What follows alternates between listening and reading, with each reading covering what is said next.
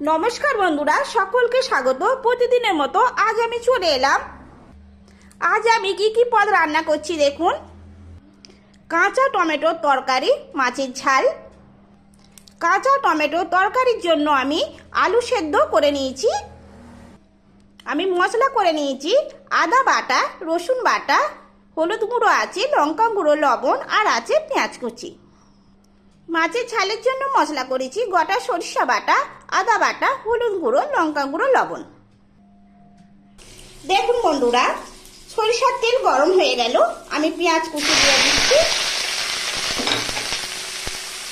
ভালো করে আমি ভেজে নেব।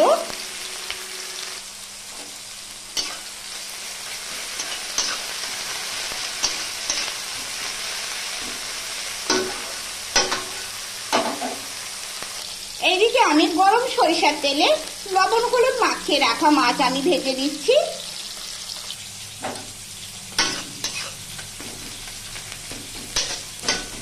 পেঁয়াজ আমি ভালো করে ভেজে নিলাম।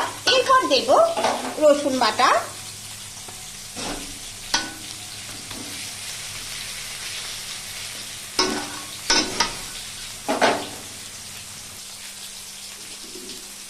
এরপর দিয়ে দেব আদা বাটা। ভালো করে আমি সমস্ত মশলা ভেজে দিচ্ছি।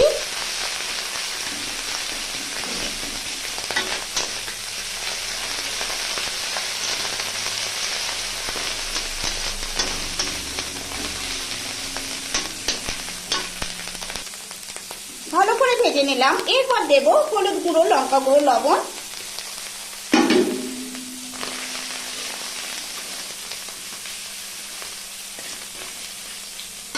অল্প পরিমাণে গরম জল দিয়ে আমি ভালো করে কষে নেব।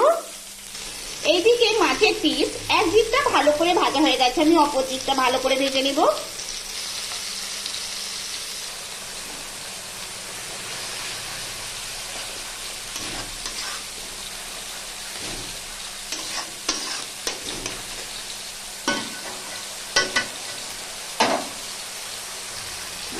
কেটে ধুয়ে রাখা টমেটো আমি দিয়ে দিচ্ছি।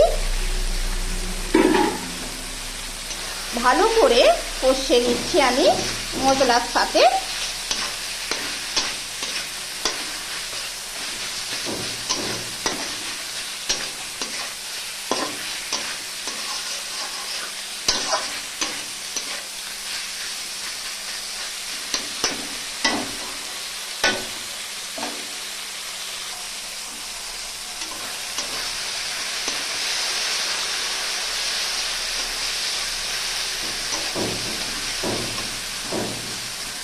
এরপর আমি অল্প পরিমাণে গরম জল দিয়ে আমি কষে নেব। এইভাবে অল্প অল্প করে গরম জল দিয়ে কষে নিতে হবে।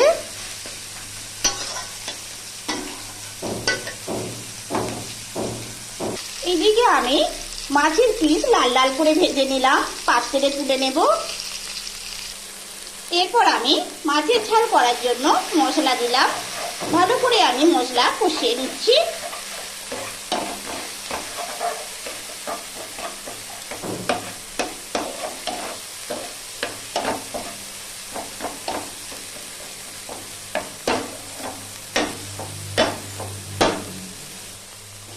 অল্প পরিমাণে গরম জল দিয়ে আমি মশলা কষিয়ে নিচ্ছি।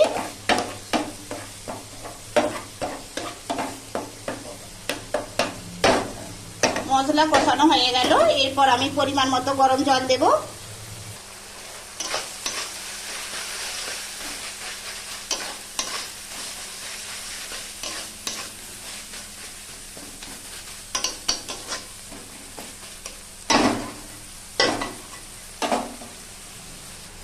এদিকে ঝোল ফুটে গেল, ভেজে রাখা মাছের পিস দিয়ে দেব।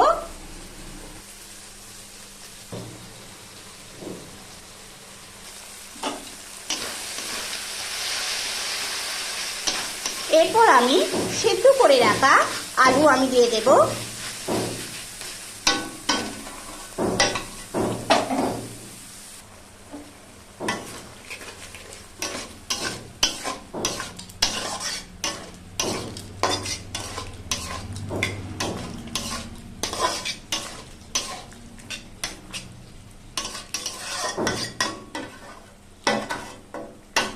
পরিমাণ মতো গরম জল দেব। এইদিকে মাছের ঝাল হয়ে গেল, আমি পাত্রে রেখে দেব। আমি ঢাকনা দিয়ে দেব তাড়াতাড়ি সেদ্ধ হয়ে যাওয়ার জন্য। দেখুন বন্ধুরা, কাঁচা টমেটোর তরকারি হয়ে গেল, আমি একটি পাত্রে রেখে দেব। দেখুন বন্ধুরা, গরম গরম ভাত হয়ে গেল। আজ এই পর্যন্ত।